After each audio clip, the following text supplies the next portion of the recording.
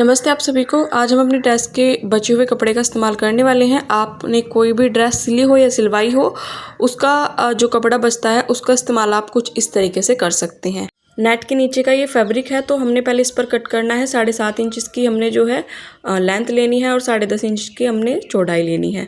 तो हमने double fold किया हुआ है। ये 7.5 इंच की लेंथ है और विड्थ इसकी 7.5 है। हमने इसको कट कर लेना है और साइड से भी जो एक्स्ट्रा धागे निकले थे उनको भी कट कर लेना है और इसको हमने बीच में से कट करके 2 पीस में डिवाइड कर लेना है।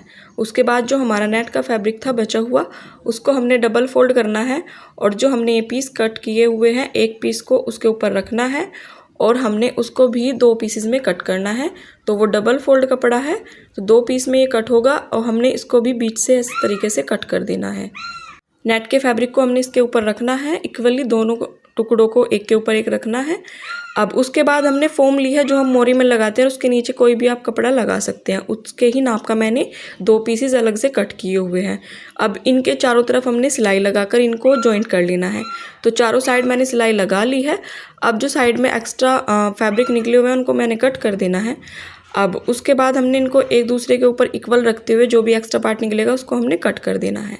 उसके बाद हमने एक पीस को उठाना है और हमने नीचे की साइड जो है हल्की सी 1 इंच गोलाई देनी है और ऊपर की साइड भी हमने सेम गोलाई देनी है। तो पहले हमने नीचे की साइड गोलाई दे दी दोनों को इक्वल करके। अब इसको ही हम इस तरीके से फोल्ड कर देंगे ताकि चारों साइड में जो है इक्वल गोलाई आए। अब ये पीस कटने के बाद इसको हमने दूसरे पीस के ऊपर रखना है और इसी तरीके से हमने जो है इसके कॉर्नर को भी कट करना है। चारों कॉर्नर को इसके ही हिसाब से हमने कट करना है, तो दोनों पीसेस में सेम गोलाई आएगी, तो उसमें हमें कोई भी दिक्कत नहीं होगी। उसके बाद हमने जो है ये कॉर्नर कट कर लिए हैं। उसके बाद इस गोलाई को हम नापेंगे। तो यहाँ तक मैंने 12 इंच तक नापा है। 12 इंच की हमने एक पट्टी लेनी है, 12 इंच लंबी पट्टी और 3 इंच चौड़ाई में है। इसको भी हमने फैब्रिक लगाकर इस तरीके से जॉइंट कर लिया है। अब हम इसको बीच में से कट करेंगे। इस पर हमने जो है जिप को अटैच करना है। हमने पट्टी को सीधा रखा हुआ है और जिप को इसके ऊपर उल्टा रखते हुए सिलाई लगानी है। हमने इस पट्टी के बीच में जो है जिप को अटैच करना है। उसके बाद हमने जो है इसको इस तरीके से जो हमारी सिलाई होगी उसको इधर की साइड लाते हुए दबाने वाली सिलाई लगानी है और इसी तरीके से हमने दूसरी पट्टी को भी जिप की दूसरी साइड लगाना है। हमने फिर से जिप को उल्टा रखा है सीधी पट्टी के ऊपर। अब हमने सीधी सिलाई लगानी है। उसके बाद इस पट्टी में भी हमने जो है कपड़े को इधर की साइड करते हुए दबाने वाली सिलाई लगानी है। तो इस तरीके से हमारी जो जिप है वो लगकर तैयार हो जाएगी। अब जो साइड में फैब्रिक निकला हुआ था उस पर भी हमने सिलाई लगाकर सील लिया है। तो हमारी पट्टी तैयार हो चुकी है।